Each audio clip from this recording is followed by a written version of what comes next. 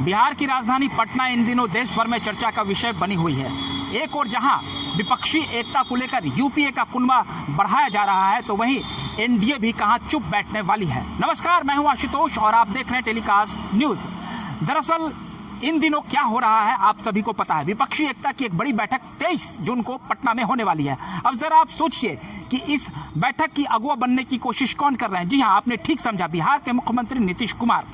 अगर 23 जून को होने वाली बैठक में मुख्यमंत्री नीतीश कुमार को एक बड़ी जिम्मेदारी नहीं दी गई, या आप साफ तौर पर यह कहें कि विपक्षी एकता के सबसे बड़े सूत्रधार के तौर पर उन्हें इनाम दिया जाए और इसका चेहरा उन्हें बनाया जाए, अगर ऐसा हो गया तो ठीक है। लेकिन यदि ऐसा नहीं हुआ तो क्या होगा। राजनीति में आप बयान के सीधे उलट तथ्यों को समझिए। यदि कोई कह रहा है कि मुझे पद की लालसा नहीं है और कुर्सी की लालसा नहीं है, तो वो सीधे तौर पर आपसे झूठ कह रहा है। राजनीतिज्ञ क्या करते हैं, वो राजनीति क्यों करते हैं? निश्चित तौर पर उन्हें पद की लालसा होती है। वो किसी भी सदन में जाना चाहते हैं, वो मुख्यमंत्री बनना चाहते हैं, वो प्रधानमंत्री बनना चाहते हैं। अगर ऐसी बात नहीं होती तो बिहार के मुख्यमंत्री अभी बिहार की कुर्सी छोड़ दिए होते और वो तेजस्वी यादव को मुख्यमंत्री बना की कुर्सी सौंप दिए होते। लेकिन ऐसा नहीं हुआ। जो चर्चाएं थी एनडीए से जब वो जुदा हुए थे, तो ये चर्चाएं थी कि वो मुख्यमंत्री की कुर्सी छोड़ देंगे और विपक्षी एकता की कवायद तेज करने के लिए नरेंद्र मोदी को चुनौती देने के लिए देश भर का भ्रमण करेंगे। लेकिन वो देश भर का भ्रमण तो कर रहे हैं, लेकिन साथ में तेजस्वी प्रसाद यादव को भी ले जा रहे हैं और बिहार की कुर्सी नहीं छोड़ रहे हैं। अब मैं आपको एक बात बता देना चाहता हूं कि यदि 23 जून को विपक्षी एकता की इस बैठक में मुख्यमंत्री नीतीश कुमार को अगले, आप सीधे तौर पर कह सकते हैं, पीएम पद का चेहरा नहीं बनाया गया, तो क्या नीतीश कुमार इस विपक्षी एकता के साथ खड़े रहेंगे? क्या वो बिहार में महागठबंधन के साथ खड़े रहेंगे और राष्ट्रीय स्तर में यूपीए के साथ खड़े रहेंगे? ये चर्चाएं अभी से आम होने लगी है और अगर आपको मैं सूत्रों के हवाले से बताऊं तो लोग अभी से ये चर्चा करने लगे हैं कि नीतीश कुमार बीजेपी के संपर्क में धीरे धीरे आने लगे हैं।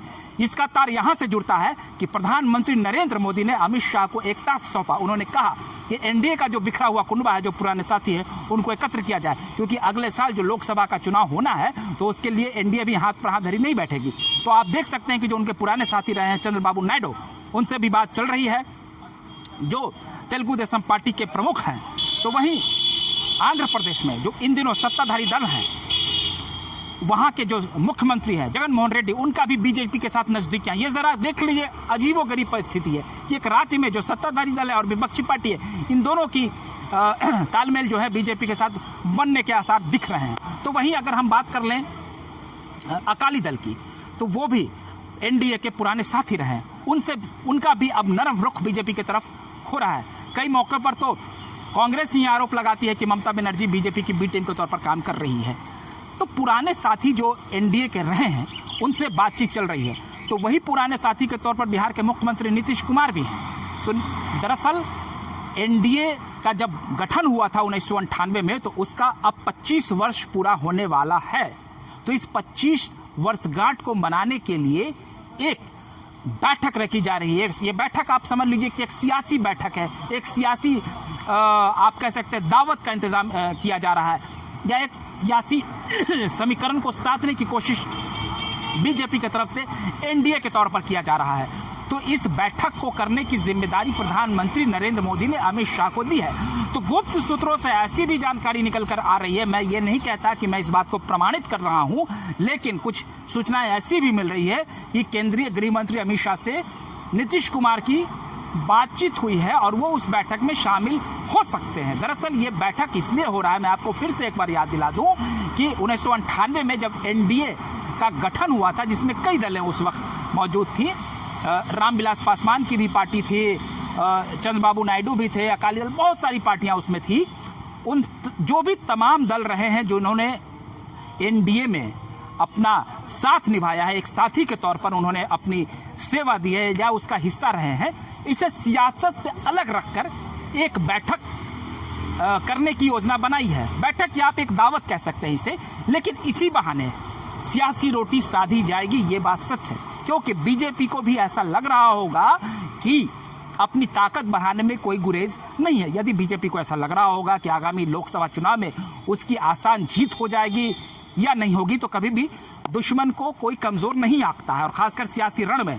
तो यहां पर आप समझ सकते हैं कि नीतीश कुमार की बातचीत बीजेपी से फिर हो सकती है। और वहीं जो राज्यसभा में उपसभापति हरिवंश जी हैं, तो उनके नहीं हटाए जाने के पीछे भी ये बार बार बातें उठती है, जैसा कि चुनावी रणनीतिकार प्रशांत किशोर भी कहते रहते हैं कि बीजेपी के साथ जदयू ने बातचीत का दरवाज़ा खोल रखा है। तो वही मुख्यमंत्री नीतीश कुमार की बात अगर करें तो लालू प्रसाद यादव का जन्मदिन है। इस मौके पर नीतीश कुमार जी ने केवल ट्वीट करके और फ़ोन कर उन्हें बधाई दी है, वो उनसे मिलने नहीं गए। तो वहीं बिहार में अभी रेल हादसा हुआ, तो उस रेल हादसे पर भी बीजेपी को नीतीश कुमार ने कम लताड़ा। तो वहीं अगर आप देख लें तो बीजेपी के तमाम प्रदेश के बड़े नेता और शीर्ष नेता ने भी जब बिहार में अभी अगवानी पुल गिरा है उसको लेकर भी उनके सामने कम चुनौतियां पैदा की। ये इतना बड़ा मुद्दा था और इतना बड़ा मसला था कि इस मसले पर बिहार की प्रमुख विपक्ष पार्टी नीतीश कुमार को नाको चने चबा देती और उसे जमकर घेरती, उनका घेराव करती और उन पर हमलावर होती। लेकिन ऐसा कोई दृश्य नहीं देखने को मिल रहा है। तेजस्वी प्रसाद यादव भी हौले हौले ये बात समझ रहे हैं। इसी वजह से जब दिल्ली में दोबारा कर्नाटक के बाद जब मुख्यमंत्री नीतीश कुमार अरविंद केजरीवाल से मिलने गए थे तो तेजस्वी प्रसाद यादव वहां नहीं गए थे और कांग्रेस भी इस बात को समझ रही है। तो कांग्रेस ने फिर 12 तारीख को इस बैठक में आने से इनकार कर दिया। अब 23 तारीख को भी राहुल गांधी आएंगे कि नहीं आएंगे, इस पर भी संशय है। संशय इस बात से होता है कि बिहार प्रदेश के उनके जो कद्दावर नेता हैं अजीत शर्मा, उन्होंने ये कहा है कि मुझे ऐसी कोई जानकारी नहीं है कि राहुल गांधी आ रहे हैं कि नहीं आए। ये बहुत बड़ी बात है। तो अब आप समझ लीजिए कि कौन सी परिस्थिति है। कभी मल्लिकार्जुन खड़गे कहते हैं कि हाँ मैं आऊँगा, नहीं आऊँगा। अब लालू प्रसाद यादव उनसे फ़ोन पर बात करते हैं और ये बात निकल कर सामने आती है कि बातें हुई हैं, सार्थक बातें हुई हैं। तो नीतीश कुमार का मन फिर डोल रहा है। अगर आप समझ लीजिए कि बिहार में जो महागठबंधन का स्वरूप है, यदि नीतीश कुमार प्रधानमंत्री के उम्मीदवार के तौर पर प्रोजेक्ट नहीं किए जाते हैं तो वो महागठबंधन में रहकर क्या करेंगे। उन्हें तो तेजस्वी प्रसाद यादव को भी कुर्सी सौंपनी थी और वहीं कांग्रेस को भी राजद और जदयू ने एक साफ संदेश दिया है कि जो क्षेत्रीय पार्टियां जहां जो मजबूत है वो ज़्यादा सीटों पर चुनाव लड़ेगी। इसका मतलब कि बिहार में कांग्रेस को सीटें कम मिलेगी। पिछले बार राजद ने 16 सीटें जीती थी तो उनके पार्टी में भी उनके जो सांसद हैं वो भी भाग करना मचाए। तो उसे भी बैलेंस करने के लिए आखिर अगर नीतीश कुमार 16 सीटों पर लड़ेंगे और अगर 16 सीटों पर तेजस्वी प्रसाद यादव लड़ जाते हैं तो 32 सीटें तो वैसे ही हो जाती है। और वाम दल हैं, अगर एक एक सीटें भी तीनों वाम दलों को दी जाएंगी तो 35 सीटें हो जाएगी, बाकी बची 5 सीटें। तो अब इन 5 सीटों पर ही कांग्रेस को संतोष करना पड़ेगा क्योंकि वहाँ तो और भी दलें हैं, जीतन राम मांझी भी अभी हैं और भी कोई अलायंस में जुड़ सकता है। तो इस तरह से एक बहुत ही भ्रम की स्थिति बनी हुई है और जो सियासी समीकरण बिहार में बन रही है और फिर कुछ उलटफेर की तरफ इशारा कर रही है। और नीतीश कुमार यदि एनडीए के साथ आ जाते हैं तो निश्चित तौर पर पुरानी बातें भूल करके उनकी ताकत भी बढ़ेगी और वो अगले बार 2025 में भी एक बार फिर मुख्यमंत्री बनने के सपने को पूरा कर सकते हैं। तो इस तरीके से पूरी तरीके से जो सियासी समीकरण हो रहा है वो 23 जून की बैठक में बहुत कुछ निर्भर करता है क्योंकि 23 जून को जो बैठक होने वाली है उस बैठक में आपको क्या लगता है कि जो सियासी दलें राज्य में आमने सामने है वो राष्ट्रीय स्तर पर एक हो जाएंगी? ऐसा होता नहीं दिख रहा। और क्या नीतीश कुमार को अगर इसका अगुवा नहीं बनाया गया, अगर उन्हें कोई तवज्जो नहीं दिया गया तो फिर नीतीश कुमार इस गठबंधन में क्यों रहेंगे? तो कांग्रेस भी इन चीज़ों को धीरे धीरे भांप रही थी, इसलिए कांग्रेस इस बैठक से किनारा कर रही थी। तो कुल मिलाकर आने वाली राजनीति और दिलचस्प हो गई है। अभी हमें थोड़ा और इंतजार करना पड़ेगा। अगर आपको हमारा वीडियो अच्छा लगा हो तो कृपया कर लाइक, सब्सक्राइब और शेयर कर दे। अगली बार हम फिर नए वीडियो के साथ हाजिर रहेंगे। तब तक के लिए आप हमें इजाजत दीजिए। बहुत बहुत धन्यवाद। जय हिंद।